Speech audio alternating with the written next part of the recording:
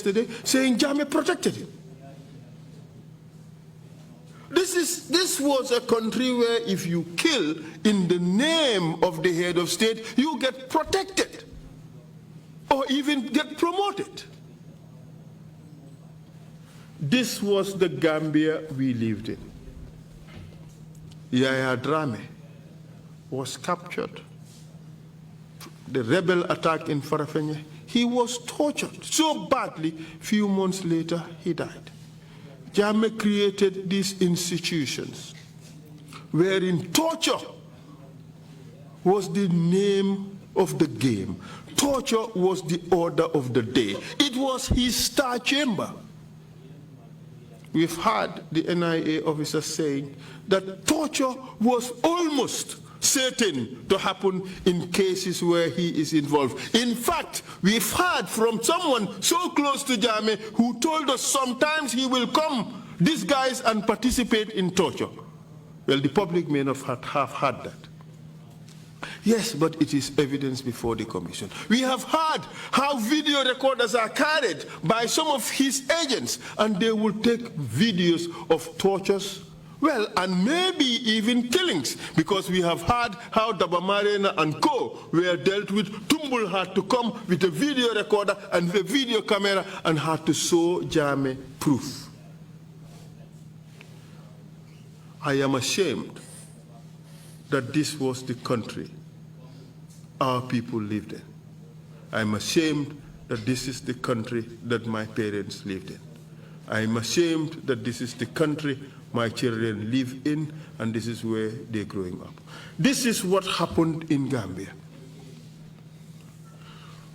Between 220 murders to 250 murders occurred in this country during Jammeh's rule, attributable to Jammeh.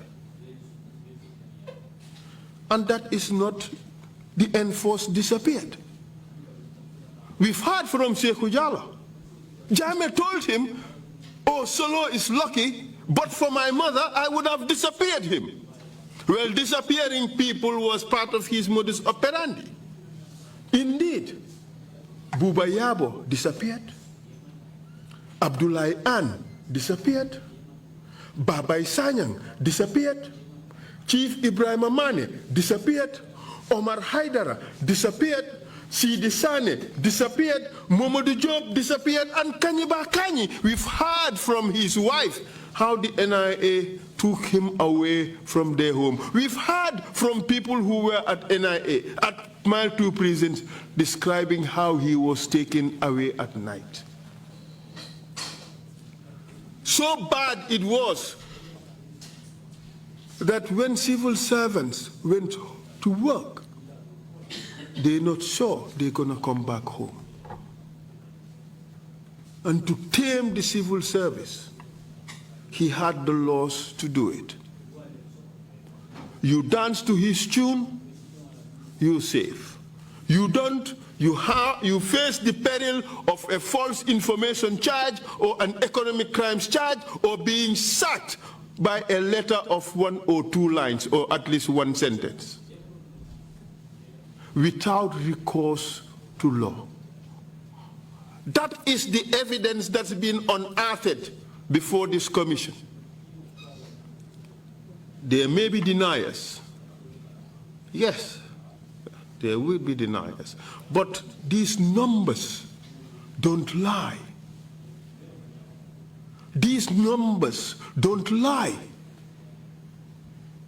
If you ask the family of Solo Sandeng, they would tell you we feel the pain. Deny as much as you wish, but we feel the pain. If you ask Amadou Kebe, he would say, deny as much as you want. I am walking with 1 foot shorter. Ask those students who were there on that fateful day of April 10th. Some would tell you, I have a bullet lodged in my body. Those things don't lie. Deny as much as you wish. But the facts speak for themselves. And the Gambian people have seen it. What we had was a terrible dictatorship that would do everything to self-perpetuate and to strengthen its so-called supremacy over the Gambian people. No wonder it demanded to be crowned. And we had minions running around the country trying to secure that. We have heard Yahya Jammeh saying that the meetings were held at his home. If the Gambian people were in strong at that point, we would have been having a monarchy now. The kingdom of, I don't want to say it, with James Junkung the first as our king.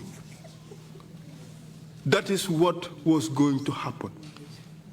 And thanks to God, the Gambian people dug deep into their reservoir and said, no, no, no, it's not going to happen. But by this time we had gone too far into a dictatorship. We have gone too far into self-perpetuation with 22 years. We have gone too far deep in corruption where the whole treasury and the central bank was an extension of the executive household. We have heard from Mr. Njai, who testified a few days ago, how his property was taken away from him in gangster style.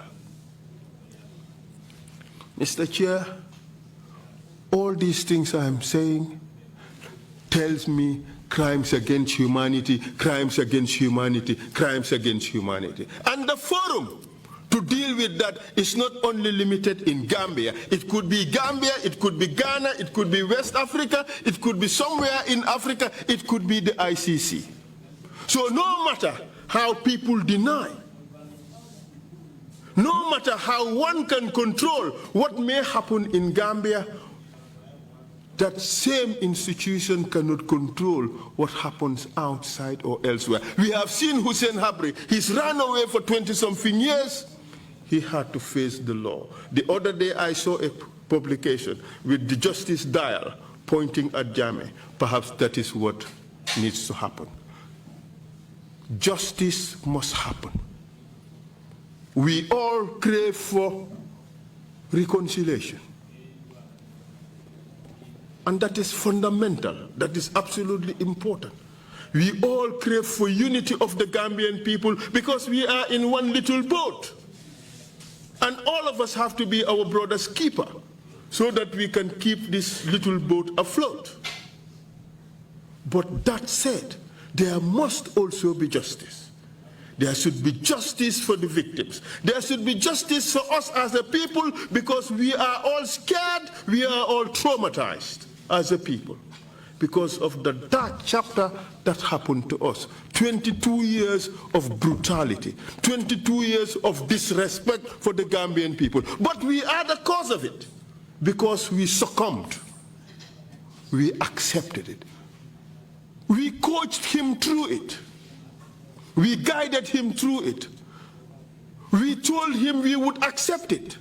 And no wonder when he threw water, even some of our imams would dive just to touch that water, because coming from him, it has spiritual value. Embarrassing situation. This is what I see Dr. Cisse asking whether that is true. Yes, indeed, it happened in this country.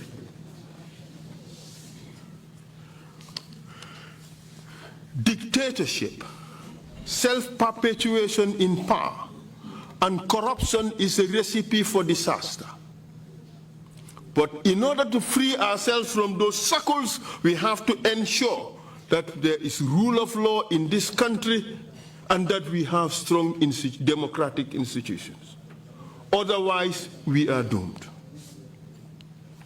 And this has to be the cornerstone of the recommendations of the TRRC. If never again is to be meaningful, it has to be anchored on rule of law.